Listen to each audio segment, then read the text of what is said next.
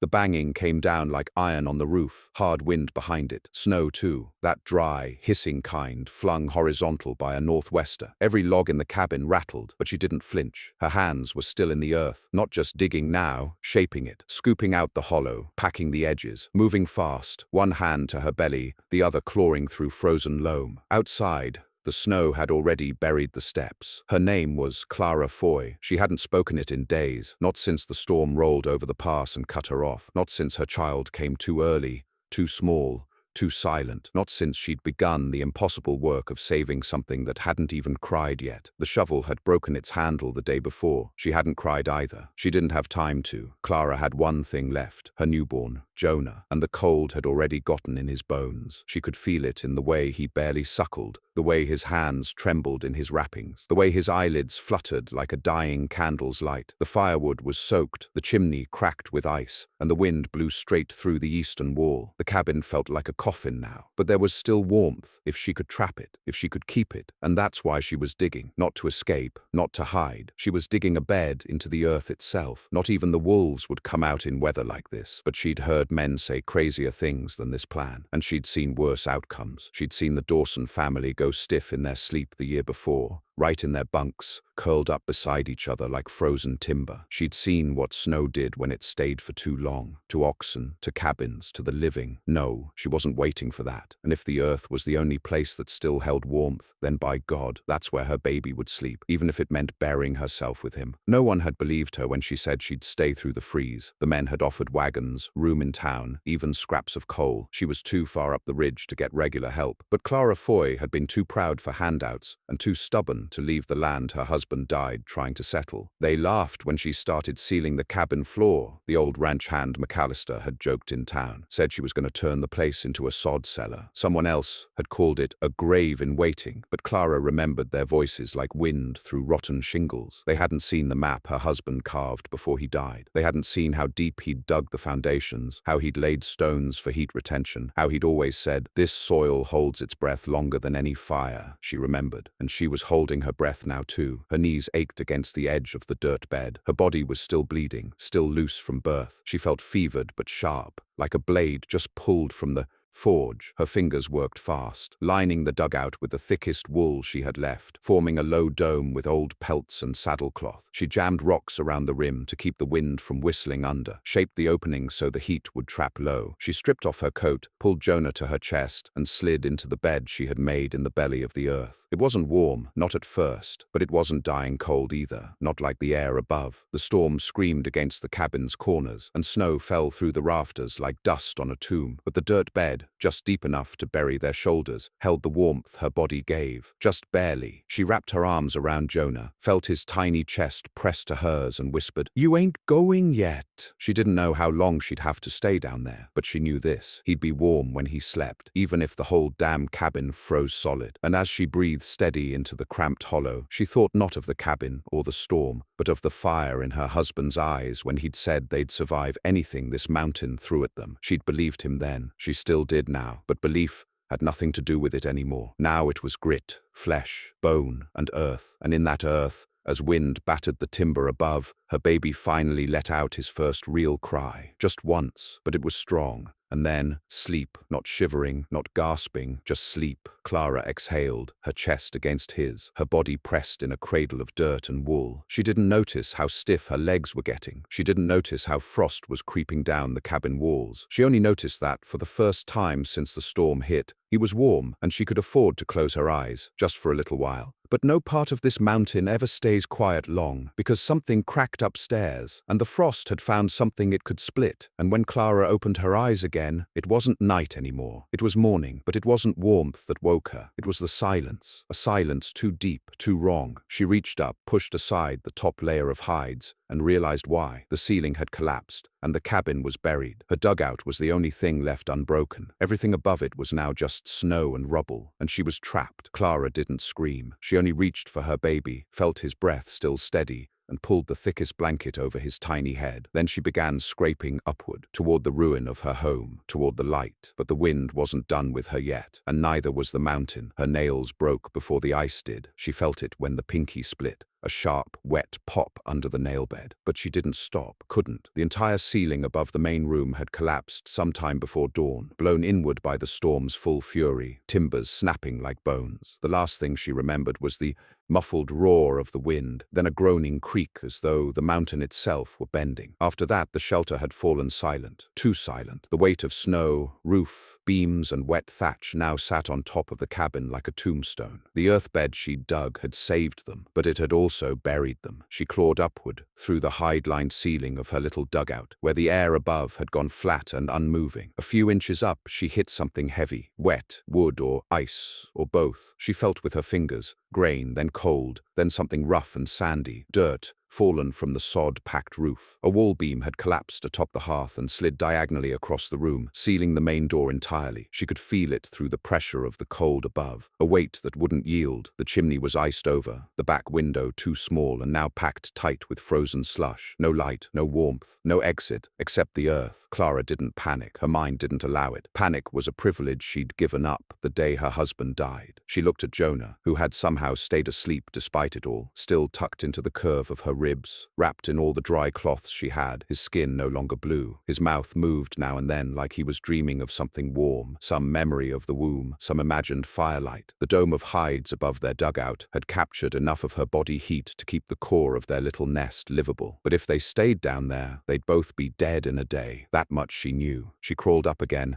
and put her face to the ceiling, mouth against the cold dirt and fur, and took slow breaths, testing the air. It was still there, barely, but the cold had sealed off circulation. The cabin was filling slowly with moisture and stagnation. She had a day, maybe two, no more. If she couldn't get out by nightfall, the freeze would take them anyway. The crawl space that saved her wasn't one she built. It was one he built. Eli. Her husband had always been a forward-thinking man, maybe even too clever for the work of brute frontier life. When other men spent their time carving notches in rifle stocks or bragging about wolf kills, Eli was tracing wind drafts along floorboards and drawing heat patterns with charcoal across cabin walls. He'd once said the earth was more loyal than lumber. "Trees rot," he'd muttered once, "but the ground just sleeps. You learn how to talk to it right, and it'll share its warmth even in death." Clara had laughed then, not out of mockery, but love. He was strange, quiet, dreamy, not a born fighter or a born leader, but he built like a man who listened to the dirt. Their entire cabin had been strange because of it, deeper in the ground than most, with a sunken foundation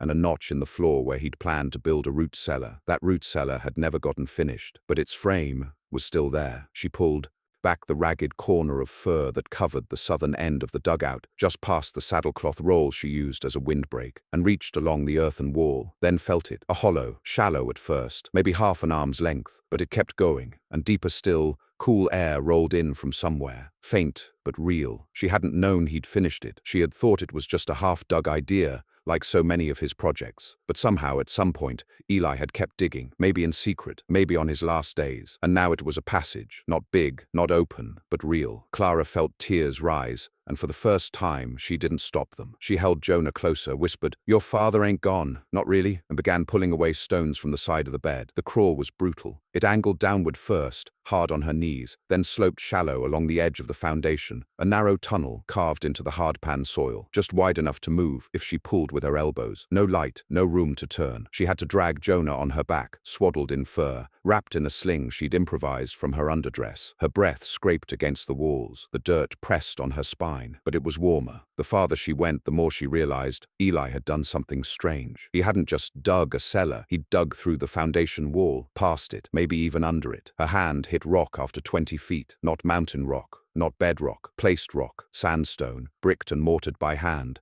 notched slightly like a plug, and behind it, a whisper of wind, fresh, clear, air. She sobbed, just once, guttural and ugly. Then she began to dig again, hands bruised and nails ruined. By dusk, she'd broken through. A pop of cold air hit her eyes, not biting like the storm's edge, but crisp and moving, like breath exhaled through a pipe. She reached forward and cracked a layer of frost. Then, like light from a god's eye, she saw the stars. The storm had passed. Above her, the woods glittered with snow-crusted branches. The trees leaned under the weight of it, but the sky was clean now, velvet and dusted with stars. The moon a thin white line above the ridge. Clara pulled herself free from the hole gasping, drenched in sweat that turned to frost on her shoulders the moment she rose. She collapsed in the snow for just a moment, clutching Jonah to her, letting the cold bite her skin and the sky burn her eyes. She'd never seen anything so beautiful. It was her husband's vent tunnel. Somehow, months before he died, Eli had cut a narrow shaft, perhaps for future airflow or food storage, a tunnel sloping from the cellar to the edge of the slope,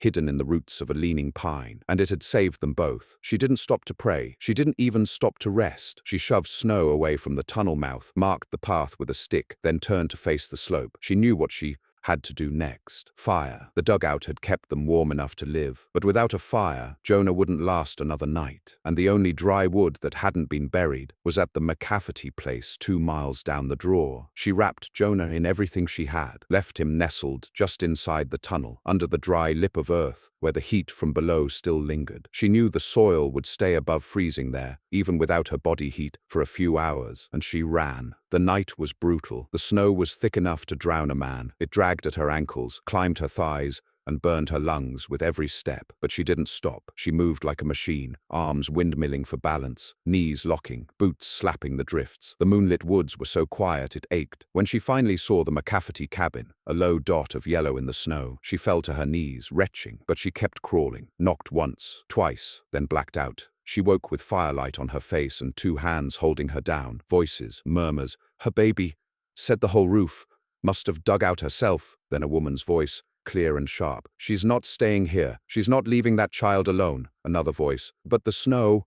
"She made it through this. She'll make it back." They gave her wood. They gave her dried meat and fat. And they gave her 1 man to walk her halfway, until the trail bent sharp and disappeared into the ridge. Then she finished the rest alone. She reached the tunnel with feet numb and face blistered. Jonah was crying, but it was a strong cry, a full one. The dugout had held. Clara dropped to her knees, pulled him close and laughed until she wept. Then she carried him back through the tunnel, laid him in the dirt bed, stacked the McCafferty kindling into the old hearth, and struck a match. The fire rose, the cabin groaned with heat again, and her baby slept, not shivering, not blue, just warm, in a bed dug by a widow the world had laughed at, and saved by the dirt no one had trusted. The fire didn't last long. Clara rationed it the way others rationed food, 1 log at a time, then slivers, then sticks. She let it die to coals before feeding it again, always watching Jonah's breath, counting his chest movements under the blankets, listening for silence that would mean death. The McCafferty woodpile had given her 4 solid armfuls, enough for 3 nights if she used the dirt bed, maybe 5 if she didn't try to warm the whole room. She didn't. She sealed off most of the cabin with canvas and hides, cut the space in half, then in half again. By the time she was done, only a single corner, no wider than a horse stall, remained livable. But it was warm, not just survivable, truly warm. The thick earth floor retained the heat, the corner hearth radiated slowly, and the wind couldn't get in anymore. She had done it. The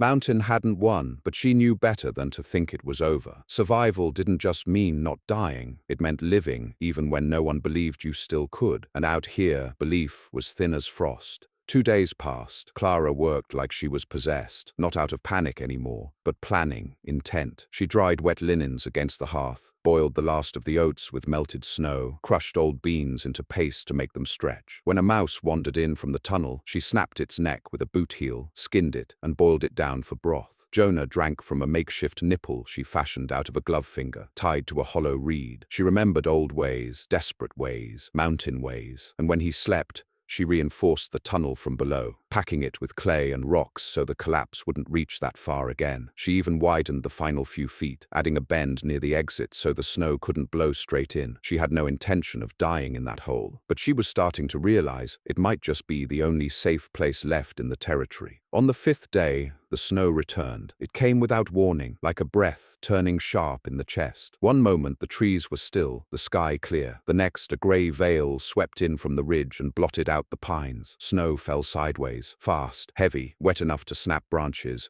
dry enough to cut visibility to 10 paces. She couldn't stay. She couldn't move. But worse, she couldn't be found, because someone was coming, and she didn't know if they meant help or harm. She'd heard the crunch of boots before she saw him. Not fast boots, not panicked, but heavy, slow, 1 foot dragging slightly, a limp. At first she thought it might be McCafferty sending someone to check in, but she knew his kin. None of them limped, and none of them would walk this far through that storm unless there was something desperate behind it. She peeked through the back window, cleared the frost with a wet cloth, and held her breath. He was standing near the front of the cabin, just a figure in a coat, tall, broad, hat pulled low. He didn't knock, didn't move toward the door, just stood there, facing the porch, snow piling on his shoulders like he was part of the mountain. Then he turned his head slowly, looked straight at the window, and smiled. Clara stepped back, not fear, not yet, just instinct. She grabbed Jonah, slid him into the sling across her chest, and moved toward the dirt bed. She didn't speak, didn't make a sound. She pulled back the cover, slithered in feet first,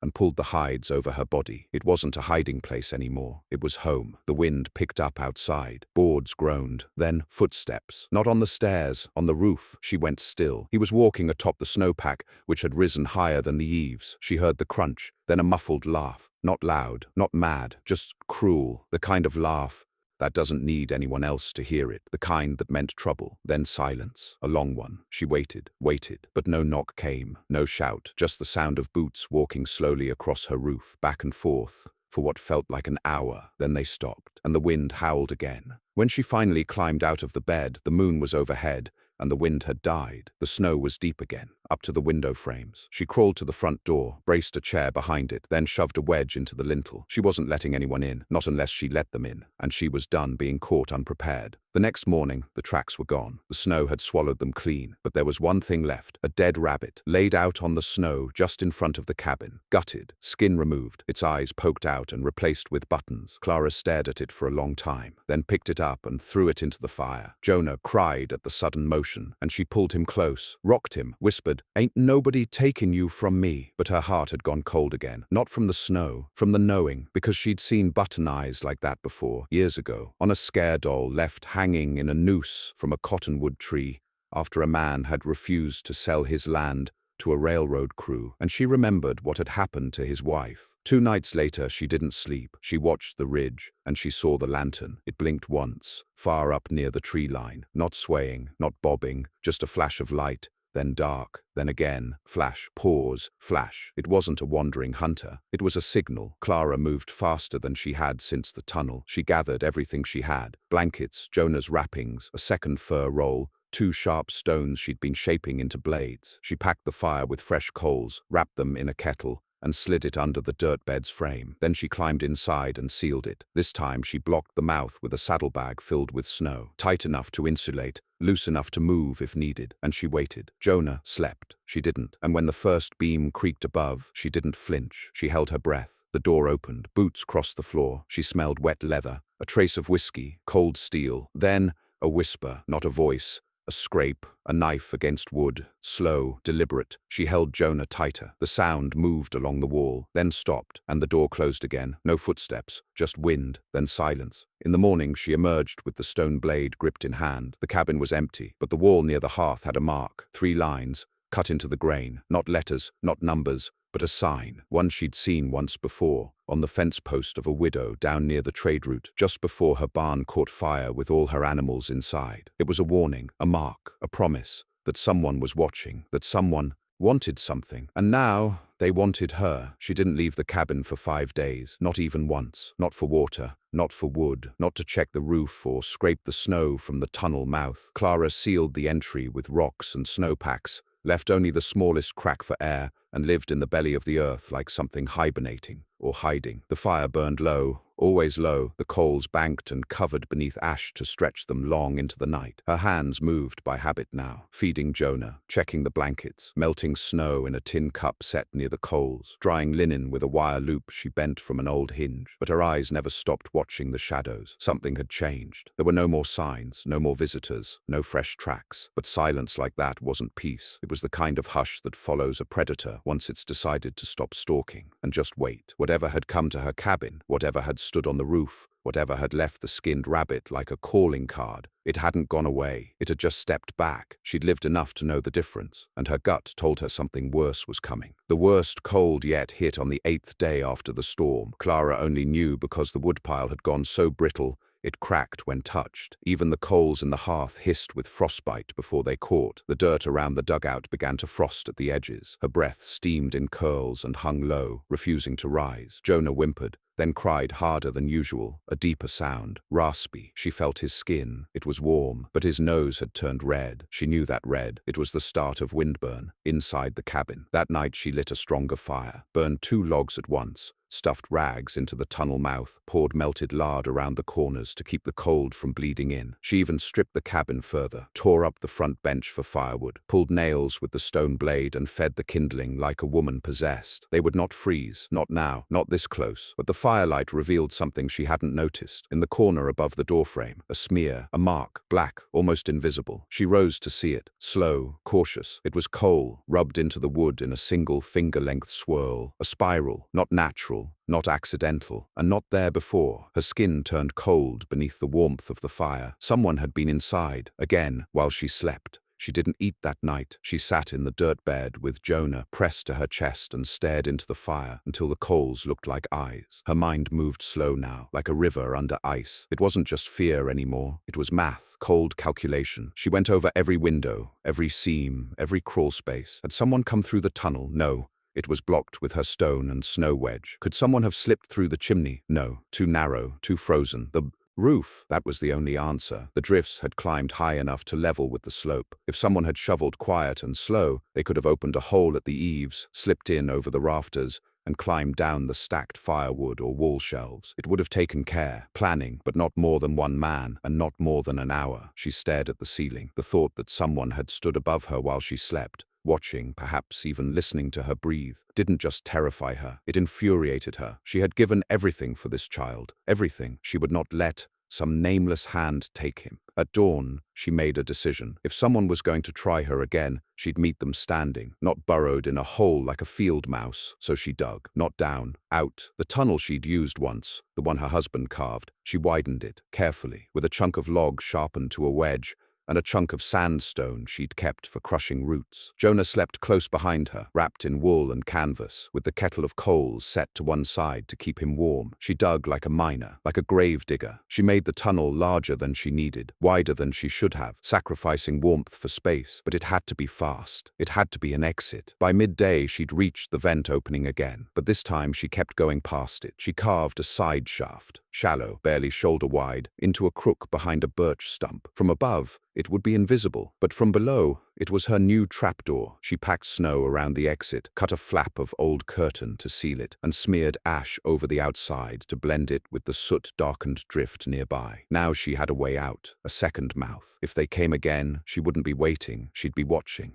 They came on the 12th night. She knew because the birds didn't call that evening. Even in winter, there were always a few jays, always a caw or chirp echoing between the bare pines. But that night, nothing, just wind, not hard, not loud, but wrong, like something breathing too slow to notice. She laid Jonah in the dirt bed, kissed his forehead, and whispered, "Don't you stir for nothing, you hear me?" Then she climbed into the tunnel with her stone blade and a lantern. The coals inside the lantern were low, barely red, just enough to light her crawl. She reached the side shaft, peeled the curtain flap, and lay belly down, peeking through a gap in the snow. She waited. Her fingers trembled from cold, but her blade never wavered. An hour passed, then another, then footsteps, slow, measured, not on the snow, on the roof. Again, then came the creak of leather, a grunt, then something slid, a bundle, a sack. She saw the weight shift on the roofline above, a shadow against the moonlight, and then the faintest glint of something sharp, a hook lowered on a rope, through the hole above the main rafters. Her heart nearly stopped. They were trying to fish for Jonah, not kick the door down, not steal food, take the child, as if he were an object, a thing, like game pulled from a trap. She almost screamed, almost ran straight back into the cabin, but then the rope jerked, froze. There was a sharp curse, then a snap, and the figure above fell. The roofline buckled, snow poured down, and a body hit the ground outside with a sound like raw meat dropped from a butcher's block. She gasped, pulled the flap closed, and crawled, fast. She reached the main room in seconds. Jonah was still asleep. The fire had died, but the coals glowed faint. She grabbed the lantern, fed it a dry twist of cloth, and lit the wick. Then she stepped to the door, blade in hand, listened. No wind, no boots, just a groan. From the side of the porch, she waited, then kicked the chair from the door, yanked it open, and lunged forward with the blade raised. The man wasn't moving, just groaning. Blood pooled beneath him. One leg was twisted wrong. His face was covered in soot and rags, but the eyes were open, wide, yellowed, feverish. He looked at her and smiled. "You dig deep," he rasped. "Just like he said." She stepped back. "Who?" The man coughed, a dark, wet rattle. "Your man made things hard for us. Always did love his dirt tricks." His fingers twitched toward his belt. She kicked it, hard. A knife clattered out. She didn't hesitate. She grabbed the blade from his hand, drove the stone one into his shoulder, twisted. He screamed once and fell limp. Not dead, not yet, but finished. She knelt beside him, heart thundering, and whispered low, "You come back here again. You won't fall. You'll burn." And she meant it. By dawn, he was gone, dragged himself off, or someone took him. She never knew. But he left a trail of blood down the slope and across the edge of the ridge. She followed it for a half-mile, found a pine tree with a mark on the bark, a spiral, and beside it a boot print that wasn't his. There were more men, more watchers, more hands waiting. But now she had a name to give them, a warning to carry in her eyes, and a baby who slept warm through it all, in a bed the earth itself had made room for. The man never returned, nor did his trail. The snow fell heavy that night, wiping away the blood drag and the boot prints near the pine. The spiral on the bark was still there, carved deep, but the snow had softened its edges, like time trying to bury a threat not yet spent. Clara stared at it for a long while from the tree line. Jonah pressed close against her chest in his sling, bundled twice over in wool and fur. Her hands trembled on the haft of her sharpened stick, not from fear, from readiness. Because this wasn't over. Not the storm, not the hunger, and not whatever these men were after. Her land, her cabin, or the child. She didn't know what they wanted yet, but she knew one thing better than any outlaw.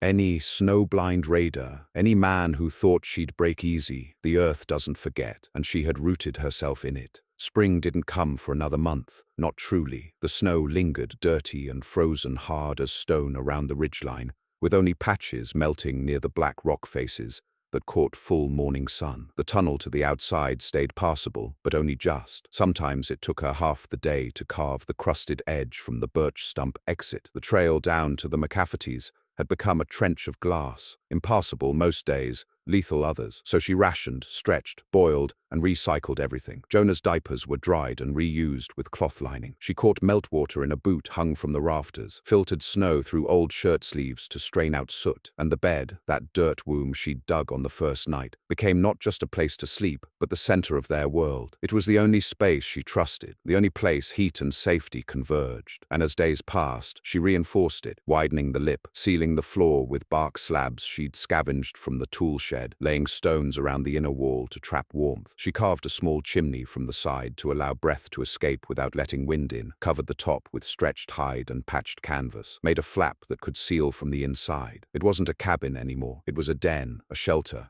a fortress, and it worked. Even as temperatures dropped lower than they had all season, she and Jonah slept every night with warmth on their skin, the heat of their bodies reflecting back from packed earth like a blessing. No fire needed, no roof overhead, just dirt, sweat, and stubbornness. The three things no storm could take. By the time the thaw finally reached her slope, Clara had stopped counting the days. The firewood was gone. So were the candles. The coals had long since burned out, but she no longer needed them. The rhythm of survival had become its own kind of life. She moved by instinct now. Melt, gather, carve, ration. The hard silence of winter had taught her how to hear every creak in the wood, every moan in the beams, every tiny shift in the earth above her. She knew when the ice above the tunnel mouth was thinning. She knew when the soil beneath the cabin started to soften with moisture. She knew when Jonah stirred in the night, even before he made a sound. He was stronger now, louder, hungrier, warmer, his skin no longer mottled, his fingers plump with fat that hadn't been there before. His eyes followed her now, and when she sang to him, he cooed, grabbed at her face with hands full of life. He had lived, and she had made sure of it, because when the world turned silent, the earth had listened. The real thaw came on a morning that smelled like rot. Clara knew the scent too well, not of death,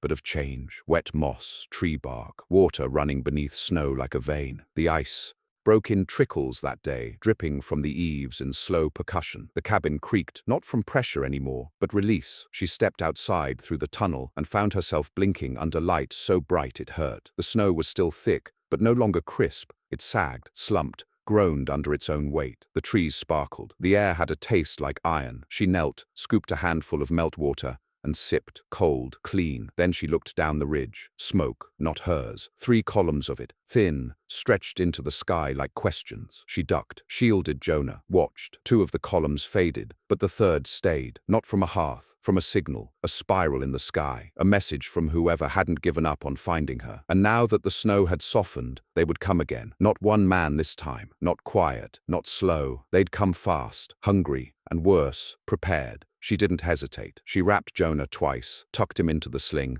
and lowered them both into the dugout. Then she pulled the flap shut and sealed it with mud. It would take an hour to harden, 2 to freeze, just enough time, because she was going to meet them, not with a gun. She didn't have one, not with fire. She couldn't waste it, with truth, the kind only the earth can speak. She took the old bucket of stones she'd gathered for the firebed, the sulfur sticks from Eli's work table, the half-dried pine resin from the tree knot above the lean-to, and packed them all into a torn satchel. She climbed out of the tunnel and dragged her weight across the melting snow until she reached the overlook, the edge of the slope where the trail curved like a question mark over the valley. Then she waited. She didn't wait long. The first rider came around the bend just after noon, then the second, and a third behind him. 3 men, not settlers, not from town. These were mountain men. Their coats were mismatched, faces covered with grease and soot. One had a rifle across his lap, another held a hook on a cord, the same hook she'd seen dropped through her roof. They hadn't forgotten her, and they hadn't expected her to be ready. She didn't move, not until they saw her, and stopped, and smiled. "Widow?" the lead one said, tipping his chin. "We've been wondering if you made it." She nodded, didn't speak. The wind caught her hair, pulled it wild across her face. She didn't flinch, just reached into her satchel, pulled out a handful of resin-packed stones, and tossed them at her feet. The men frowned. "What's this?" She knelt, struck the sulfur stick. A hiss, a spark. A bloom of yellow fire on the rocks. It roared to life, the resin igniting with a sound like paper ripping. She backed away, let it blaze between her and the trail, then spoke for the first time. "You come closer, and I'll light the rest." The men pulled their horses back. The lead one narrowed his eyes. "You ain't got enough to stop us." Clara smiled. "I ain't trying to stop you." She pointed down the hill, toward her cabin, hidden now behind the drift and the birch. "I'm telling you, you ain't finding that boy." He laughed. "Boy? That what this is about?" He turned to the others. "Hell, she's got it in her head she's keeping the kid for herself." Clara didn't blink. "He's mine," the second man snorted. "He was never yours to begin with." Her blood ran cold. She looked past him, at the man with the hook, and she saw it. In his eyes, that same smile as the one on her roof, that same curl of cruelty. He had come to take the child, because someone had sent him, and someone had paid. She didn't hesitate. She reached into her satchel, grabbed the rest of the resin stones, and threw them down the slope, then struck the sulfur again. The hillside caught. The pine resin blazed up in waves, crawling over the snow like oil fire, licking the trunks of the trees. The horses reared. The men cursed. The led one fired once, wide, but she was already gone. She ducked into the trees, crawled back through the tunnel, sealed the flap behind her, and dropped into the earth bed with Jonah cradled against her chest. The fire wouldn't stop them forever, but it had said what needed to be said. Not here, not ever. That night they didn't come, nor the next. By the time the snow melted fully from the ridge, the spiral on the pine was gone, scrubbed away by the weather, and no one ever carved it again. No one ever spoke of a baby taken. No one came to lay claim to the boy, because they knew now. Clara wasn't a woman to be laughed at. She wasn't a thing to be buried. She had buried them, in silence, in the dirt, in the story no one would ever believe. But one day, Jonah would. She would tell him of the bed in the earth, of the fire she lit, of the men who came and never returned, and of the storm he had survived before he ever spoke a word. He would not remember the cold, but she would, and that was enough, because he had slept warm when the whole world froze, because the mountain had yielded to a mother's hands, and because she had dug a grave once, only to turn it into a cradle